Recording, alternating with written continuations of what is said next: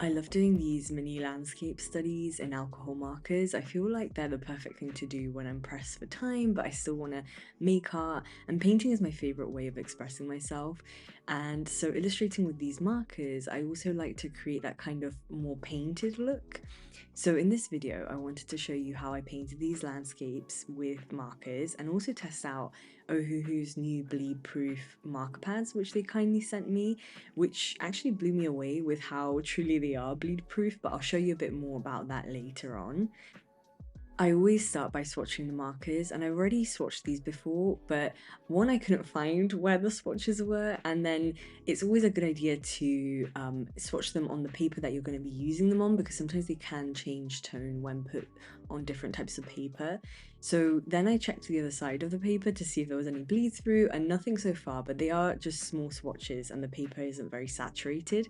So we'll see a bit more of the paper in action later when I start layering the markers and saturating the paper a bit more. Then I use a fine liner pen to do a rough sketch of the outline of the mountains, and I'm using a reference photo to loosely guide these landscapes. So with this landscape, I'm using 5 or 6 markers of the same color family, and this will help with cohesion in the study. So these are the blue-gray markers, and I'll list the exact colors below if you do want to follow along. So I'm starting with the sky and then the water with the lightest colour marker, and I'm flicking the marker back and forth very lightly to create some texture on the paper and make it kind of look like hazy clouds and ripples in the water.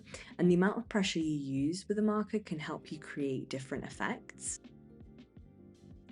For example, on the mountain, I'm putting a bit more pressure in some areas because I want to create some darker and lighter kind of rocky effect. And I'm also paying attention to the shape of the mountain and following its direction.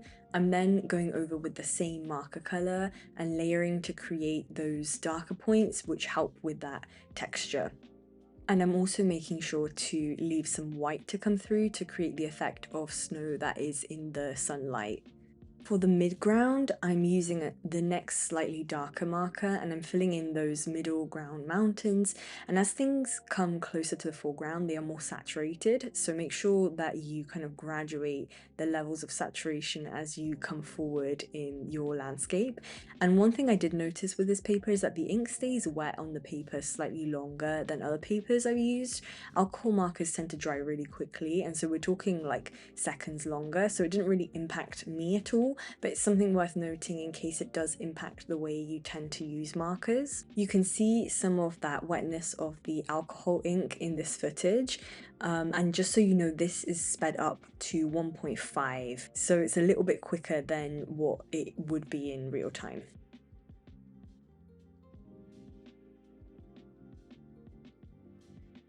At this point, I realized I needed an even darker blue-gray for the foreground mountains. It really helps having that wide range of colors so that you can push things into the distance and create that depth. And because you can see a bit more detail in the foreground, I use the point of the marker to create the tree line effect.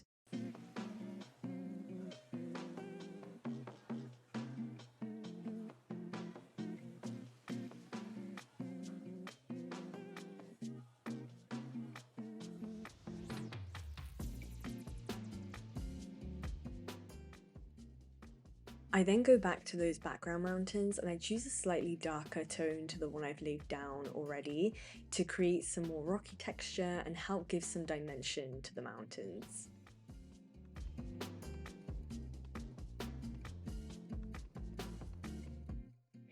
I want to create some reflections in the water, so I'm using a mid-tone blue-grey to create some of those loose mountain shapes. And in the reference photo, I'm pretty sure it's a Photoshop reference photo because it's got that perfect kind of reflection of the mountain in the water. But it's good practice to use these photos. I know they're kind of not as natural looking, but I feel like for marker studies they're perfect. And anyway, so I'm using differing thickness of lines to create ripples in the water and layer the marker a few times to create different shades of that same color. So you can actually layer the marker, the same color marker, a few times and it does go darker, which I love doing.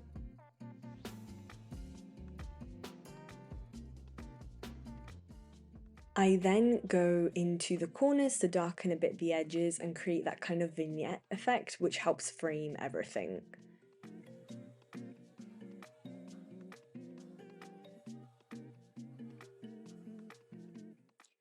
I then add a few finishing touches to deepen the water, just layering some of that marker again. I then go in and add more texture to the mountains, some trees in those mid-mountains, and then a little bit of that rocky texture in the background mountains. This is a really good study to start off with if you're just starting with alcohol marker landscapes, as it just uses a similar range of colours, so all you really have to focus on is achieving that depth by going from light in the background to darker in the foreground. Do let me know if you followed along. I do love seeing what you create. I then went on to do these rolling hills landscape, and I wanted to test out the paper with more vibrant colours to see how it held up. I really saturated the paper in this study, and I got no speckling or lifting of the colour on the front of the page. And then look at the back of the paper, there is absolutely nothing coming through. I was so shocked. I could see some buckling happening, which is pretty normal as there is a lot of ink on the page. I don't think you can see it so well on camera, but it's very minor. Like, the page isn't super straight as if it were fresh and unused, but we're talking a very small amount here. And then I did some more landscapes on the other side, and I used even brighter colours, and as you can see, there is nothing on the other side. I'm so impressed with this paper. I didn't think paper like this could exist. I always thought you were going to get some bleed through come through no matter how good the paper is, given the nature of markers and alcohol ink. But I think that this is a game changer for us that love to do sketchbook work and don't want to be skipping the back of the page. Like, you can truly use both sides of this page without ruining your work. So I didn't love the autumnal landscape. The first version I did felt cartoonish and like it lacked depth, and so I decided to do it again, and I'll take you through my process as I feel like I learned some good tips for creating depth. So first I started with this really loose and simple sketch with a fine liner pen to show me where everything is. And then I start with the sky, and you can play with different strokes of the marker to create different cloud patterns.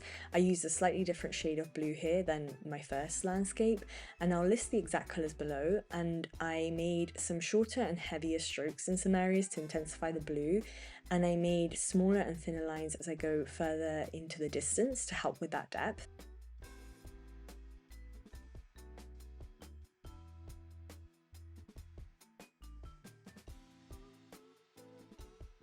And then I layered this other kind of bluish grey on top to give some dimension to the clouds.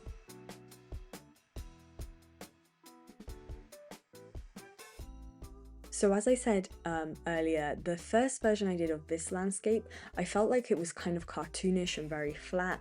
It lacked depth, and so I tried to select the colours a bit differently for this one, and I took more muted colours and started with those in the background, and then built up to more saturated and vibrant colours in the foreground.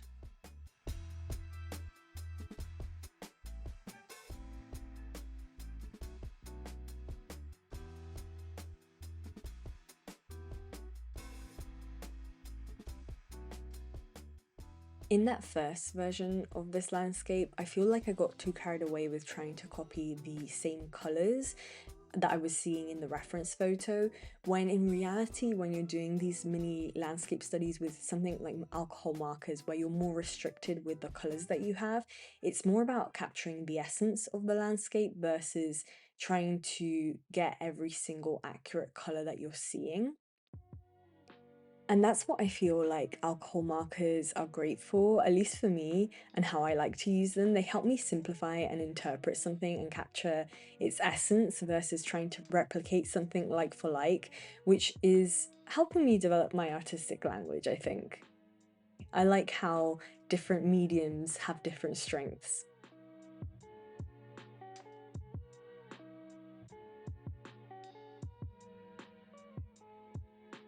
So I'm doing this dabbing motion to create texture of leaves and the trees, and I'm trying to retain this kind of more muted tone in the background and then really saturating the page with brighter tones in the foreground.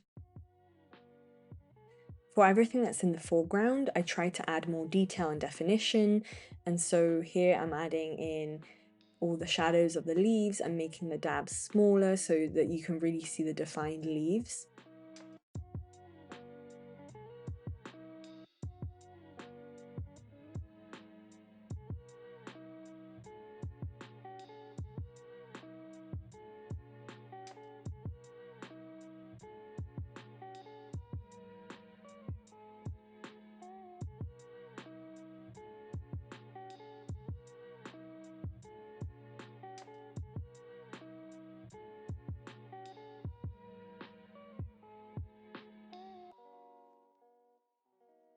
Using fine liner pens can help with adding detail and definition, which I felt the trees needed a bit of that because it was just one kind of mass and I wanted to pick out the tree shapes. So I added some fine line details. For the water, I began with doing some diagonal lines, which I then go back into and define a bit more.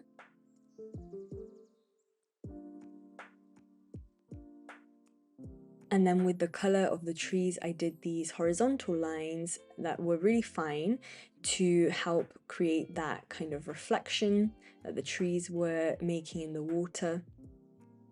And I'm using the same colors that I was using for the trees, and for the foreground trees, I'm making sure to add some of that darker brown so that the reflection looks closer to us and has more saturation again to create the depth. I know I'm using the word depth so much in this video, but it really was my goal to be able to create these landscapes that had a feeling like you could immerse yourself in them versus that flatness.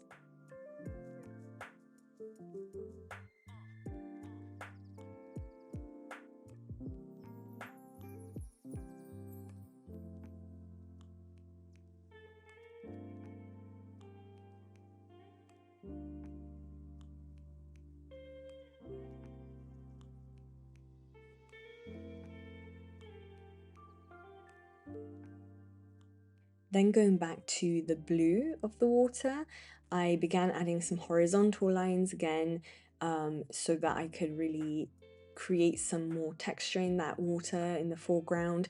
And I don't think it was intentional that I started with diagonal and then did these horizontal lines, but I really liked the effect that it gave overall. It actually helped with that water-like texture.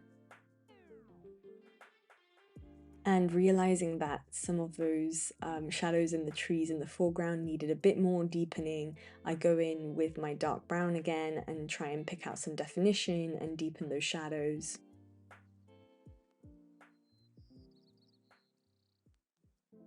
And to add some of that final autumnal vibrancy, I go in with a bright orange and add some dots and dabs for those trees to make them a bit more vibrant.